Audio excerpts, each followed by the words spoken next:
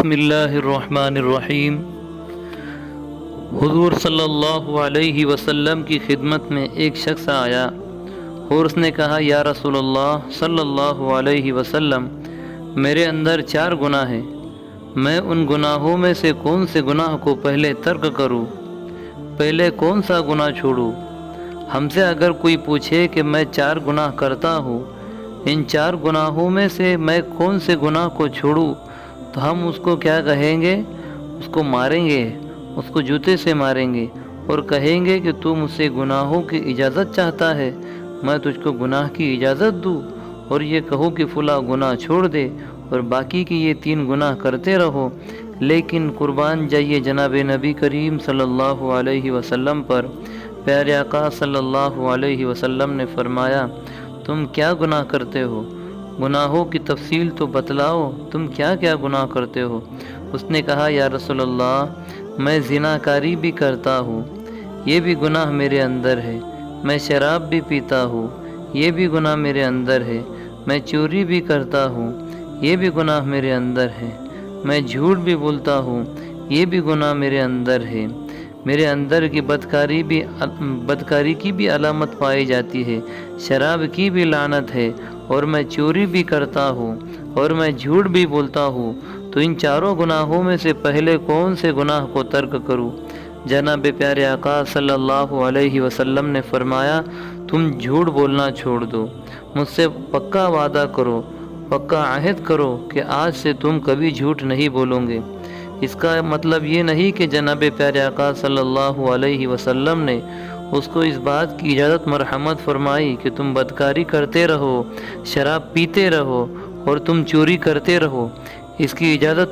نہیں دی، لیکن جناب نبی کریم صلی اللہ علیہ وسلم نے کہا کہ ان 4 گناہوں میں سے کس گناہ کو تم چھوڑو گے؟ تو اس شخص نے کہا کہ میں جھوٹ کو چھوڑ دوں گا۔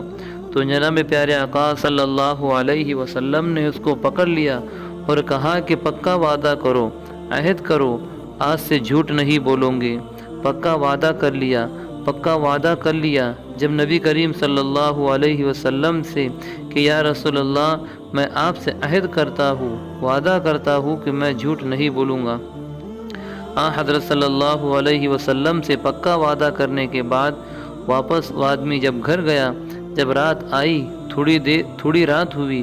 اس نے ارادہ کیا، اس نے چوری کرنے کا ارادہ کیا۔ اب چوری کرنے کا ارادہ کیا تو اس نے سوچا کہ میں نے حضور صلی اللہ علیہ وسلم سے وعدہ کیا کہ میں جھوٹ نہیں بولوں گا، اگر آج میں نے چوری کی اور کل جب نبی کریم صلی اللہ علیہ وسلم کی خدمت میں حاضر ہوں گا اور آپ پوچھیں گے کہ رات کیسی گزری، تو اگر میں یہ کہوں گا کہ میں نے چوری نہیں کی تو ظاہر سی بات ہے کہ میں اپنا وعدہ خلاف کرنے والا ہوں گا۔ حضور صلی اللہ علیہ وسلم نے جس چیز کا میں نے ان سے عہد لیا، وعدہ کیا، اس چیز کے خلاف کروں گا۔ جب میں نبی کریم صلی اللہ علیہ وسلم کی خدمت میں یہ کہوں گا کہ میں نے چوری کی ہے، تو ظاہر بات ہے چوری کی سزا ہے، وہ مجھ پر جاری کی جائیں گی، یعنی میرا ہاتھ کاٹا جائے گا۔ تو جب اس نے چوری کا ارادہ کیا، اس کے دل میں خیال آیا کہ میں حضور سے کہوں گا کہ اس نے اسی دن سے توبہ، حضور سے کیا کہوں گا، اس نے اسی دن سے توبہ کی کہ آج سے میں چوری نہیں کروں گا۔ پھر تھوڑی رات گزری، جب اس نے شراب پینے کا ارادہ کیا تو پھر یہی خیال آیا، پھر خیال گزرا کہ جناب نبی کریم صلی اللہ علیہ وسلم کی خدمت میں پہنچوں گا، حضور نبی کریم صلی اللہ علیہ وسلم فرمائیں گے کہ رات کیسی گزری۔ اگر میں یہ کہوں گا کہ میں نے شراب نہیں پی تو یہ جھوٹ ہو جائے گا، اور میں یہ کہوں گا کہ میں نے شراب پی تو ظاہر بات ہے کہ شراب پینے کی جو سزا ہے وہ میرے اوپر جاری کی جائیں گی، نافذ کی جائیں گی۔ یہ خیال آتی ہی اس نے ہمیشہ کے لیے شراب پینے سے توبہ کر لی، اور جب تھوڑی رات گزری تو بدکاری کرنے کا ارادہ کیا، بدکاری کرنے کا ارادہ اس کے دل میں بیدار ہوا، زناکاری کا خیال آیا، تو تب بھی اس کے دل میں یہی خیال آیا کہ جب جاؤں گا اور حضور پوچھیں گے کہ رات کیسے گزری، تو ظاہر بات ہے میں کہنے سے رہا کہ میں نے بدکاری کی، اگر میں کہوں گا تو بدکاری کی جو سزا ہے وہ مجھ پر نافذ کی جائیں گی، وہ مجھ کو دی جائیں گی۔ چنانچہ خیال آتے ہی اس نے بدکاری سے توبہ کی۔ حضور صلی اللہ علیہ وسلم نے اس سے ایک گناہ کا وعدہ کیا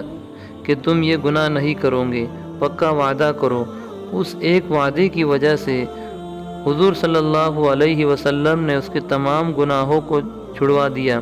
جناب نبی کریم صلی اللہ علیہ وسلم کی تربیت کرنے کا ایک طریقہ تھا، مگر اس سے ایک بات معلوم ہوئی۔ میں جو بتلانا چاہتا ہوں وہ یہ ہے کہ ایک شخص حضور کی خدمت میں آتا ہے